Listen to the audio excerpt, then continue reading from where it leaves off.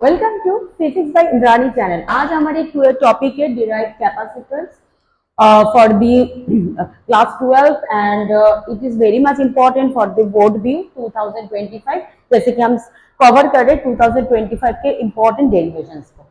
चलिए हम देख लेते हैं इसके लिए हमने क्या लिया है। आपको जब भी डेरिवेशन के एक्सप्रेशन दिया जाएगा तो आपको ड्राइंग करना इस मस्ट होता है। तो हमने दो पैरेलल प्लेट कैपेसिटर लिया है, एक के साथ पॉजिटिव एक के साथ नेगेटिव टर्मिनल हमने ऐड किया है बैटरी का।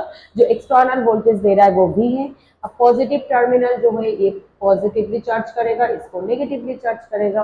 ठीक है, अब हम शुरू करते हैं डेरिवेशन को। डेरिवेशन देखिए बहुत सारे तरीके से किया जाता है, बट इस डेरिवेशन को हम सबसे ज्यादा शॉर्ट में कैसे निकाल सकते हैं इसके लिए हम देख लेते हैं। देखिए पहले हमें जो लिखना पड़ेगा, ये पोटेंशियल के साथ इलेक्ट्रिक फील्ड जो पॉजिटिव से नेगेटिव की तरफ आ रहा है उसके रिलेशन। पोटेंशियल के साथ इलेक्ट्रिक फील्ड का रिलेशन होता है V is equal to E D. Okay, ये V for potential, E for electric field, D होता है दो पैरेलल प्लेट के बीच के डिस्टेंस।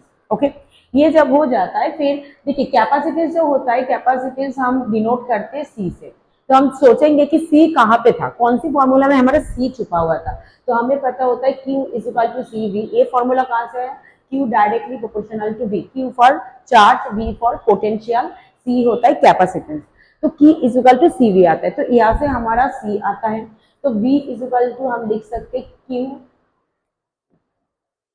C इक्वल टू हम लिख सकते Q बाई V। ओके, ऐसे लिख सकते हैं। तो ऐसे ही अगर हम करना चाहे V इज इक्वल टू हो जाएगा Q by C।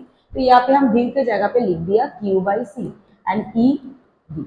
Okay, now E मतलब electric field for parallel plate capacitor. अब E के जो फॉर्मूला होता है तो Q बाई C, E के जो फॉर्मूला होता है E हो जाता है सिग्मा बाई एप्सिलॉन नॉट, और D तो है। ये जो डेरिवेशन है ये भी मेरी चैनल में ऑलरेडी है, तो आप इस चैनल में मेरी जो ये इसका जो डेरिवेशन है इलेक्ट्रिक फील्ड का वो सब सर्च कर लीजिए। देखिए सिग्मा क्या होता है?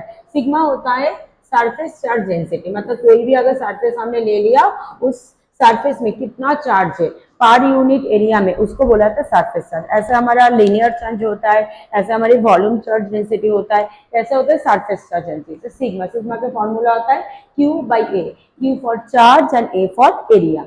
तो सिग्मा की जगह पे हम लिखेंगे Q बाई A। D जैसा था वैसे ही बैठ जाएगा, एप्सिलॉन नॉट जैसा था वैसे ही बैठ जाएगा।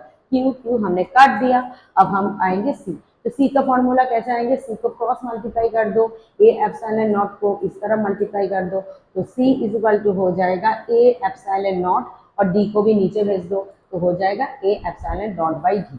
यहाँ से बहुत सारा शॉर्ट क्वेश्चन आता है कि एरिया अगर बढ़ाएंगे तो क्या होगा। देखिए एरिया अगर बढ़ा देंगे, मतलब कोई भी एरिया था प्लेट का उसको अगर बढ़ा देंगे, ए के साथ सी क्या है? डायरेक्टली प्रोपोर्शनल है। तो एरिया अगर बढ़ेंगे तो कैपेसिटेंस बढ़ जाएगा। नेक्स्ट होता है दो प्लेट के बीच में अगर जो डिस्टेंस है उसको कम करेंगे तो क्या होगा? दो प्लेट के बीच के डिस्टेंस को कम करेंगे तो सी भी हमारा क्या हो जाएगा? बढ़ जाएगा।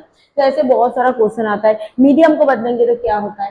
एप्सिलॉन डॉट जो होता है परमिटिविटी इन दी वैक्यूम और परमिटिविटी इन दी एयर। तो यहाँ पे अगर मीडियम बदल जाएंगे तो सी भी बदल जाएगा। तो यहाँ से बहुत सारा शॉर्ट क्वेश्चन सैम्पल पेपर भी आता है, CBSE में भी आता है। तो ये वाला डेरिवेशन तो इम्पोर्टेंट है, इसके साथ इस फॉर्मूला के cross questions very much important. ऐसा कोई भी अगर क्वेश्चन आपको डाउट है, let me know, I will make the video for you.